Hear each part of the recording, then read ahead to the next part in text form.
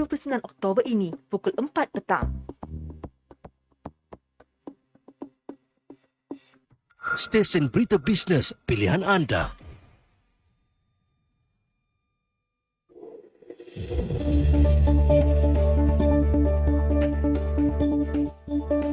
Assalamualaikum, salam keluarga Malaysia, bersama-sama dengan saya Raifah Zulkifli. Waktu ini menerusi Prabelanjawan 2022 berbicara berkaitan dengan survival ekonomi dan rakyat, yang mana kita akan melihat pembentangan Belanjawan 2022 di Dewan Rakyat lebih kurang pukul 4 petang hari ini oleh Menteri Keuangan Tengku Datuk Seri Zafrul Abdul Aziz. Ini adalah bajet pertama di bawah kerajaan pimpinan Perdana Menteri Datuk Seri Ismail Sabri Yaakob dan pertama sejak rancangan Malaysia ke-12 dilancarkan, yang mana ada 3 matlamat bajet 2022 digariskan, iaitu melindungi dan memulih kehidupan serta mata pencarian, membina semula daya ketahanan negara dan memangkin pembaharuan. Kami bawakan 2 orang panel bersama-sama dengan kita menerusi talian Zoom untuk waktu ini.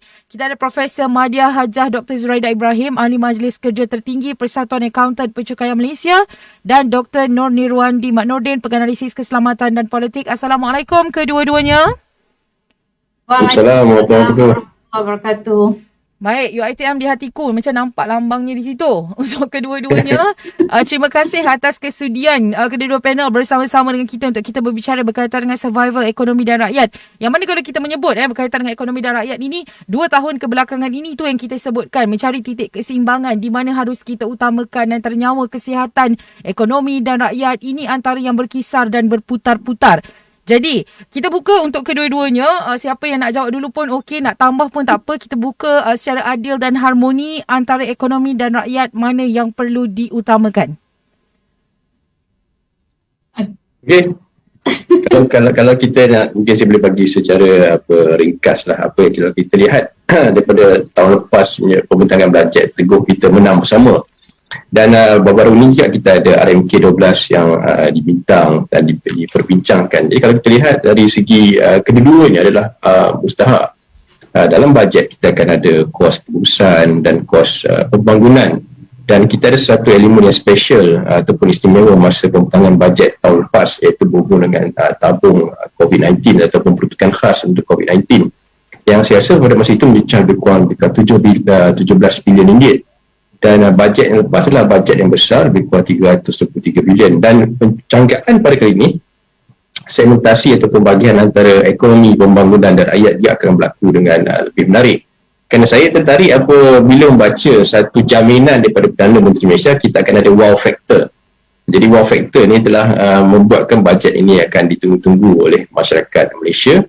Dan jangkaan ia perlu dilihat dari segi dah tentu, dan bajet ini dirangka hasil daripada kumpulan fokus group yang banyak, daripada kasih dapatan-dapatan web yang dibina oleh pihak Kementerian Kewangan untuk mendapat input dalam sektor ekonomi. Dan perangkaan bajet ini perlu menjurus kepada kepentingan masyarakat, di samping juga untuk melihat dengan jangkaan COVID-19 akan pulih sepenuhnya pada tahun depan. Jadi saya rasa akan berlaku keseimbangan yang baik itu Okay. Jadi mungkin kita akan melihat apakah wow factor itu. Itu sedikit saya kita ringkas sebelum kita pergi pada isu-isu yang berkaitan dengan bajet sepenuhnya. Dr. Zul ada nak tambah tentang ekonomi dan rakyat ini? Okey Raifah, first terima kasih Raifah kerana jemput saya lagi. Cita-cita you tercapai lah kan, gandingkan saya dengan Dr. Nirwandi kan. Okey. Okey, ekonomi dan rakyat, mana yang perlu kita utamakan pada saya semestinya rakyat perlu diutamakan. Saya setuju dengan statement Dr. Nirwandi. Kita juga selain daripada kita lihat negara-negara lain kita perlu belajar dari pengalaman. Bila rakyat tidak berada dalam keadaan yang harmoni dan sejahtera, pembangunan negara akan terjejas. Jadi saya boleh bawalah balik kepada, kalau kita lihat pada tahun 1969, kita lihat pada tahun 2018, biarpun saya tak lahir lagi Raifah tahun 1969, tapi saya dah lahir pada tahun 2018. Okey. 2 tahun ni kita dapat saksikan kebangkitan rakyat bila tidak diambil peduli. So kita lihat kat situ bukan sahaja negara menjadi kucak-kacir, pelabur-pelabur asing juga kian menjauh. Okey. Jadi dari segi perspektif pencukaian, saya lihat daripada perspektif pencukaian lah kan, bila nak prepare bajet ni kita kena lihat jugalah salah satu objektif pencukaian tu adalah untuk memastikan kerajaan yang berkuasa akan terus mendapat sokongan pengundi. Okey, macam Raifah cakap, ini kali pertama untuk kerajaan di bawah ya yang berhormat Perdana Menteri kita ya Datuk Ismail Sabri itu. Jadi mereka perlu mencari jalan untuk meningkatkan hasil negara agar boleh membantu membiayai perbelanjaan kerajaan lah, yang mana ini adalah balik kepada kebajikan rakyat. Okey, rakyat wajib didahulukan. Lebih-lebih lagi Raifah, saja je lah kan nak orang kata nak letak wow tu pun ya juga, tapi kena ingat juga mungkin tahun depan kita akan ada pilihan raya umum. Okey, jadi kena jaga baik-baik lah ya rakyat ni. Kerajaan perlu peka, prihatin kepada keperluan rakyat. Jadi kalau kita sentuh pula berkenaan dengan ekonomi, semua rakyat Malaysia perlu bekerjasama. Tadi kita kan dah happy sebab kerajaan telah pun memberi banyak ya bantuan-bantuan. Kita jangkakan bajet 2022 ni pun akan terus memberi bantuan kepada rakyat Malaysia. Kita happy, kita sejahtera. Jangan lupa dalam usaha memulihkan negara selaras dengan konsep keluarga Malaysia, okay, kita kena ada sikap toleransi, kena ada give and take ya Haifah ya. Jadi bukan sahaja kerajaan yang perlu melaksanakan tanggungjawab itu, kita rakyat biasa pun perlu sama-sama ya. Sebab kita nak terus hidup, kita nak hidup dalam harmoni. Okay, kita nak semua pendapatan yang kita ada, kalau susahnya kita sama-sama kita susah, kalau senang sama-sama kita susah. Jadi untuk tidak lagi satu lah, kita kena sama-sama lah, semualah kena utamakan keperluan daripada kehendak. Itu dari saya Puan Raifah. Baik, kita sebut tentang utamakan keperluan daripada kehendak. Kita recap sikit. Kalau macam 4-5 tahun terkebelakang ini Dr. Zu dan juga Dr. Niwandi, kalau sebut tentang harapan rakyat, selalu kita akan sebut kita nak bonus, kenaikan gaji. Dua perkara yang selalu kita dengar. Masa tu pun media sosial dia tidak memainkan peranan yang sangat kuat seperti hari ini. Tapi sekarang ini kalau kita letak je hashtag harapan rakyat bajet 2022, dia ada sangat banyak yang kadang-kadang saya rasa tak terlintas dari akal pun apa yang mereka inginkan. Alright, tapi dari sudut keterujaan tu, bila kita banyak sangat meminta, dari sudut keterujaan masyarakat untuk menantikan pengumuman bajet petang ini macam mana? Kalau sebelum ni pengumuman RMK contohnya, dia tak adalah macam orang macam beria nak tunggu. Tapi RMK baru-baru ni macam semua orang macam wow, oh ini infografik je ada 17 jenis yang kongsi. Jadi kita nak tengok dari segi keterujaan masyarakat tu sendiri, bagaimana Dr. Niwandi melihat tentang pengumuman pembentangan belanjawan petang ini? Saya rasa masyarakat macam saya setuju apa yang dimaklumkan oleh Dr. Zuraidan. Dia kata masyarakat sekarang ni teruja dia dan sebab mereka telah melihat sebagai satu elemen pembentangan bajet ni sebagai satu aspek berkepentingan negara. Kalau pada masa dulu dengan ketiadaan sosial media dan juga semasa isu sebelum COVID, maka isu-isu seperti bajet ni dilihat sebagai satu elemen yang berkaitan dengan pembangunan negara. Mungkin mereka akan tunggu, tetapi tidaklah seperti mana yang berlaku sekarang. Ini menunjukkan bahawa keprihatinan ataupun tahap kesedaran masyarakat social consciousness itu semakin tinggi.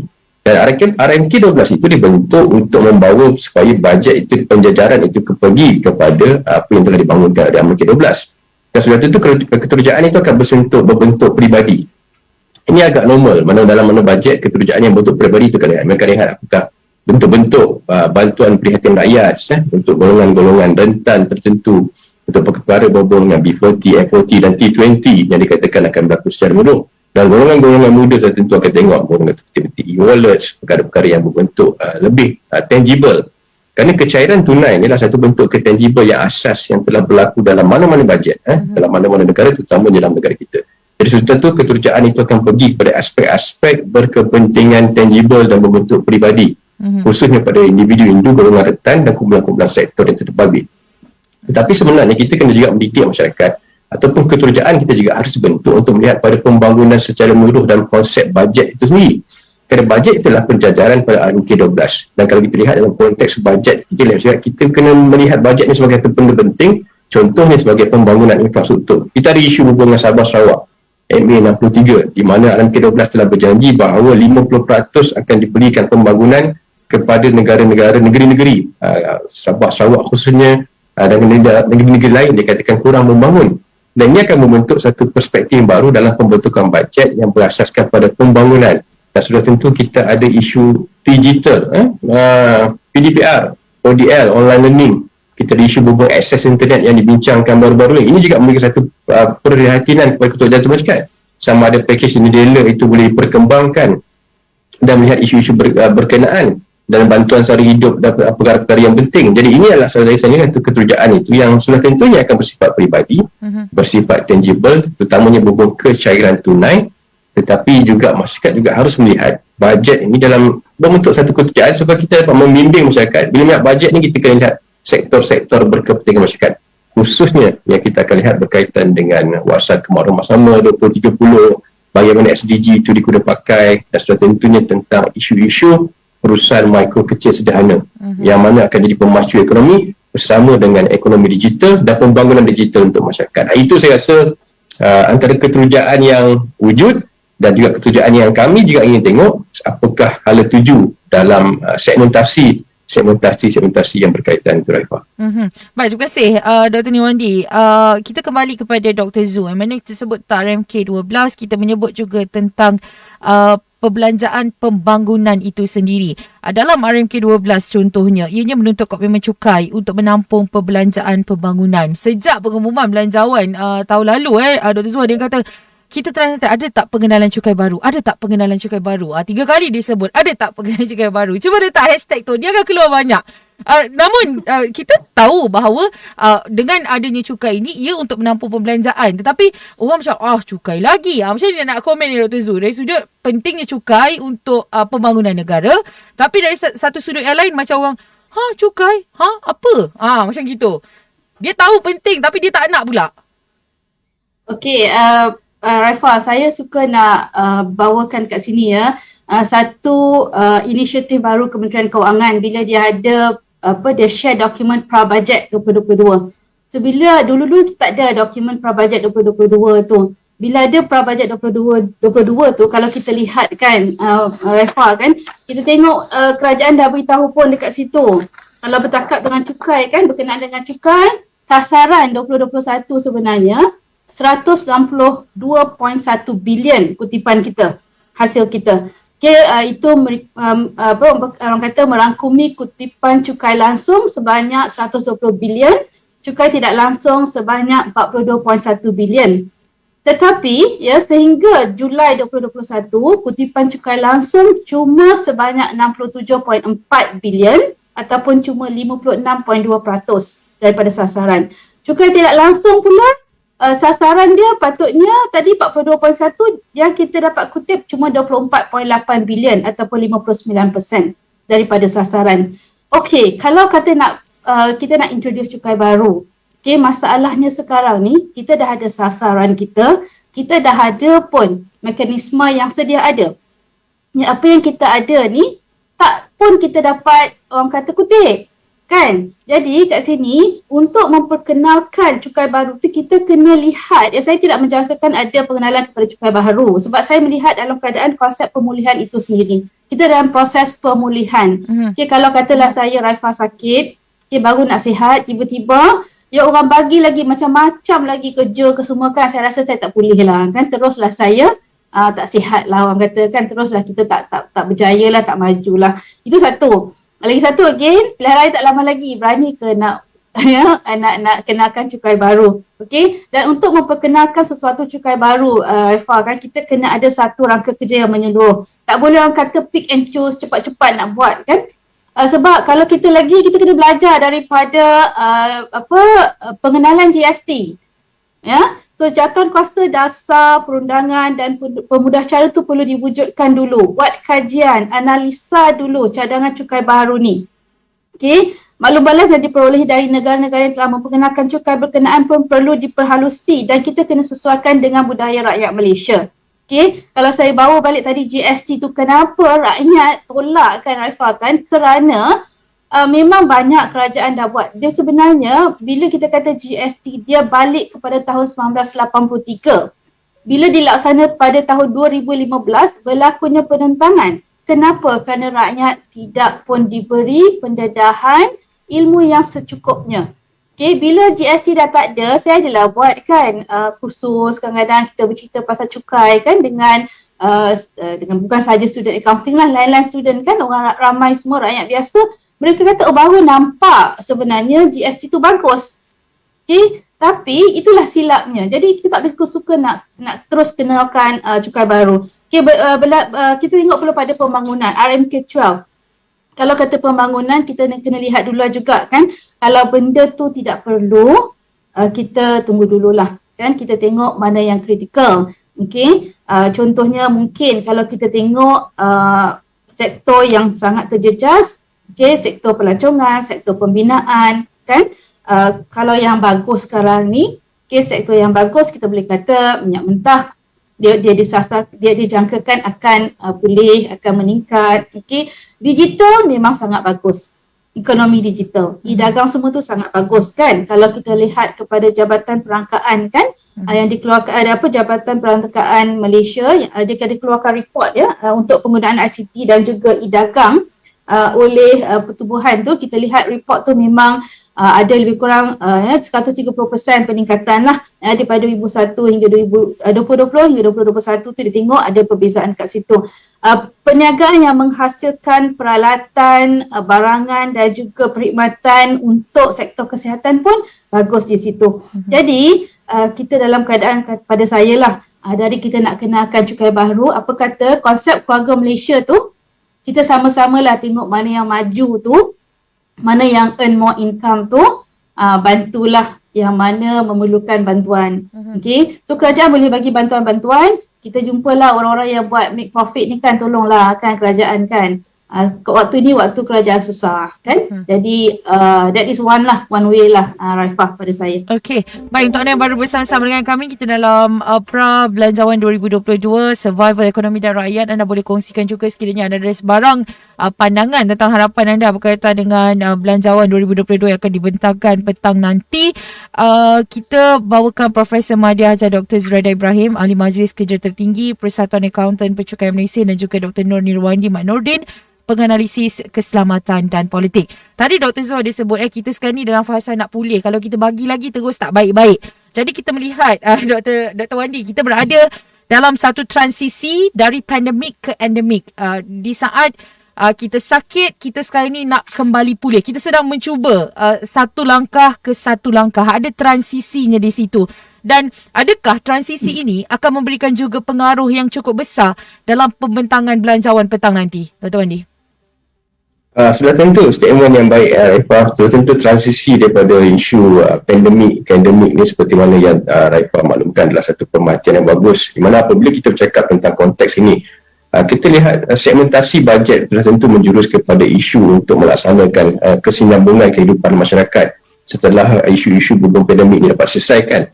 Tetapi saya menjangkakan juga sesuatu perangkaan ataupun pembangunan berhubung dana COVID-19 sebanyak 17 bilion itu mungkin akan dikekalkan, ditambah ataupun mungkin akan diselaraskan berhubung dengan perkara-perkara seperti itu. Tetapi program-program yang berkaitan kepentingan masyarakat, kita lihat sektor yang utama yang tak dilihat adalah sektor ekonomi dan sektor pekerjaan. Kan dua sektor itu bergantung satu sama lain yang agak rapat, dan kita lihat pada bajet lepas telah diumumkan isu-isu berhubung dengan penjana, isu-isu berhubung dengan kerjaya menunjukkan peluang pekerjaan. Dan ini salah satu denominator utama dalam merancangkan kembali pembangunan masyarakat, sosio-ekonomi masyarakat dalam sektor-sektor tertentu. Jadi isu-isu berhubung dengan bantuan-bantuan pada golongan rentan, bantuan-bantuan kepada masyarakat khususnya dalam meningkatkan kencarian tunai dan membantu keapungan kencarian tunai masyarakat secara tidak langsung, seperti perjalanan PAS tanpa terhad yang berlaku dalam bajet lepas. Isu-isu pengangkutan yang perlu dibangunkan untuk kepentingan masyarakat, isu-isu seperti pemberian e-wallets, e-belia, isu-isu berhubung dengan pengkhususan digital yang boleh dibangunkan secara bersama. Itu adalah satu bentuk infrastruktur yang boleh dibangunkan secara digital dan secara tidak langsung untuk kepentingan masyarakat, untuk meneruskan elemen kehidupan dalam pasca endemik, dalam pasca yang akan berlaku setelah pandemik dan pergi pada elemen endemik. Ini perkara yang perlu dilihat secara khusus dari segi bajet itu, kerana bentuk-bentuk bantuan rangsangan secara langsung tidak langsung kepada masyarakat bantu untuk merancangkan kembali kehidupan sosial masyarakat, khususnya berhubung peluang kerjaan dan ekonomi. Kemudian kita sentuh pada isu-isu berhubung perkara-perkara yang boleh merancangkan ekonomi domestik seperti perusahaan mikro kecil sederhana, perusahaan-perusahaan yang berasaskan gig ekonomi yang dibangunkan pada bajet lepas, yang akan sudah tentu saya rasa akan dikembangkan pada bajet yang akan datang ini. Kerana ini akan memberikan satu bentuk kesinambungan bagaimana golongan-golongan perusahaan mikro kecil sederhana untuk berkembang dan terus memperkukuhkan jaringan ekonomi mereka. Dan sistem pencukaian juga akan terlibat dalam elemen-elemen dalam ekonomi yang bentuk sederhana dan berbentuk besar, termasuk syarikat-syarikat besar, syarikat-syarikat sederhana dan syarikat-syarikat yang berbentuk kepentingan nasional dan tentunya mereka juga akan terus membuktikan sama ada akan berlaku satu bentuk sistem pencukaian yang lebih adil kepada mereka, yang mungkin saya rasa yang telah dimaklumkan oleh Dr. Zuraida sebentar tadi.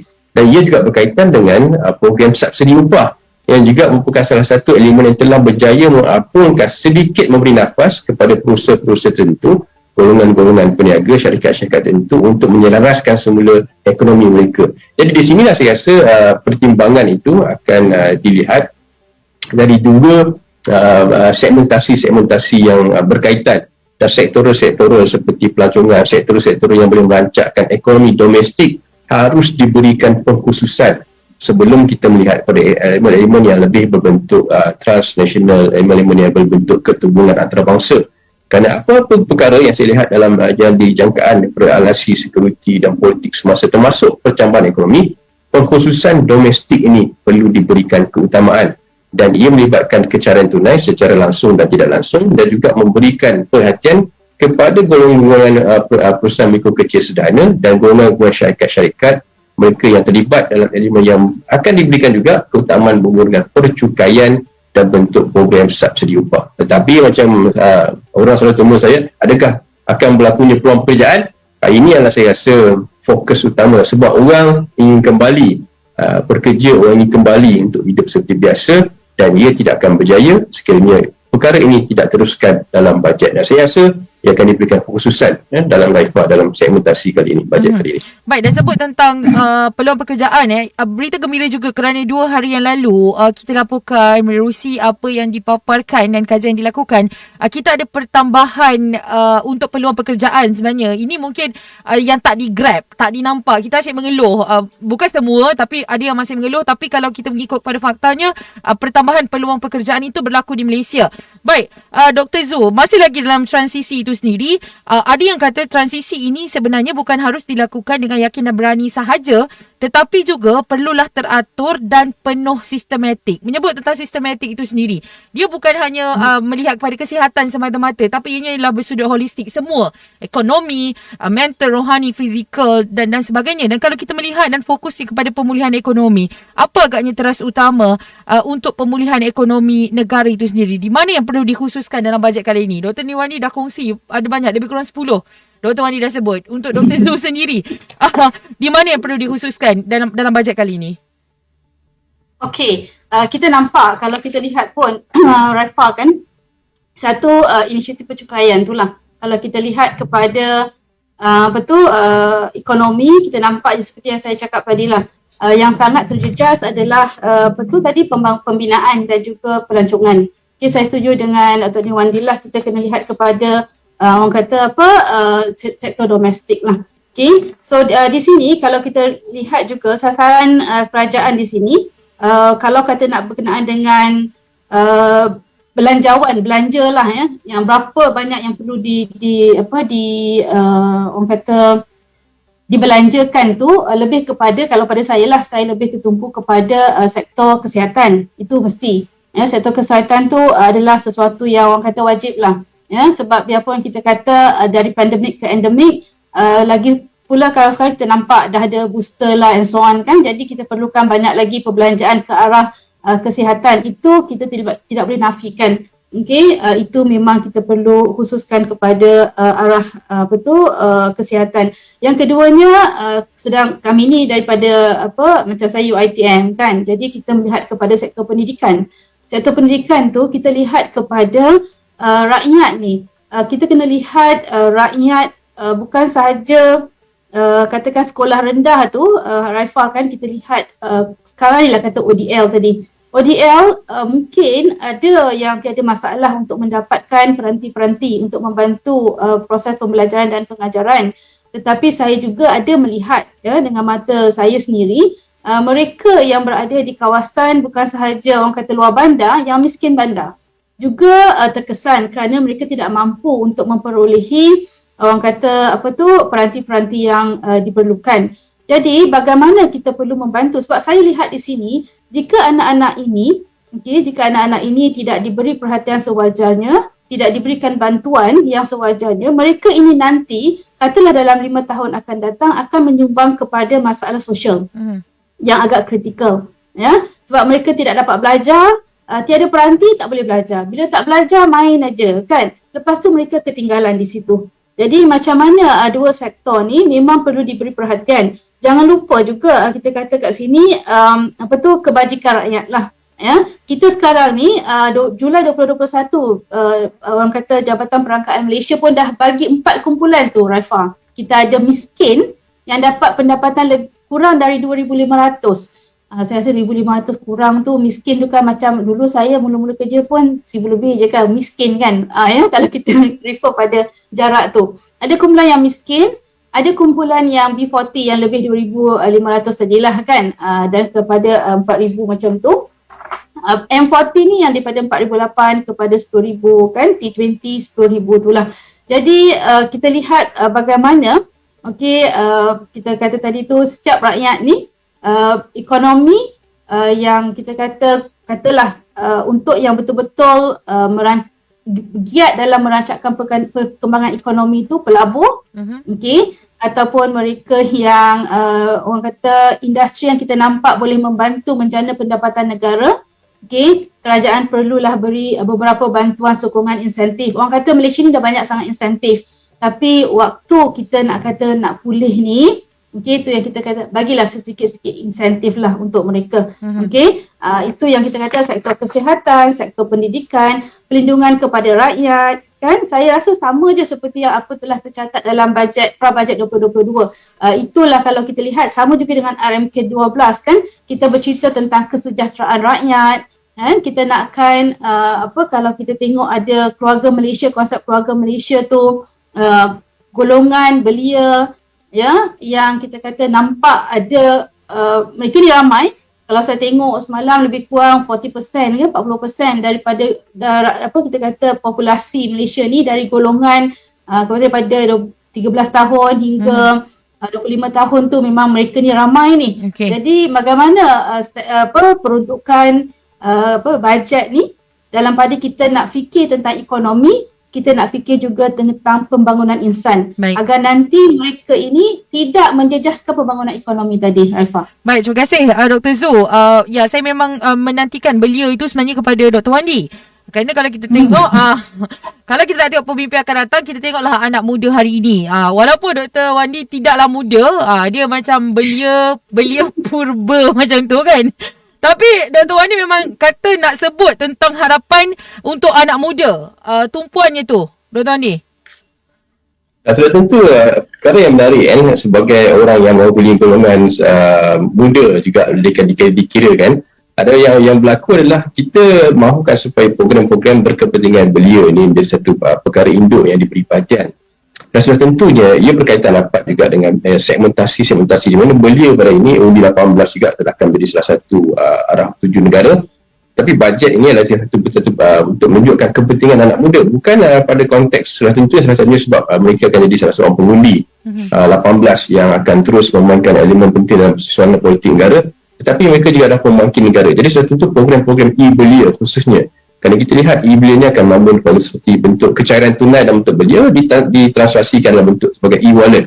Dan kalau kita lihat isu-isu belia juga kalau bentuk dalam seperti mana yang berlaku dalam bajet lepas adalah strategi-strategi belia yang seperti berhubung dengan penjana Harkejaya yang berlaku dan pengapungan komposisi digital. Dan kita lihat dulu ada program-program dalam bajet lepas di mana belia-belia juga dibelikan peranan untuk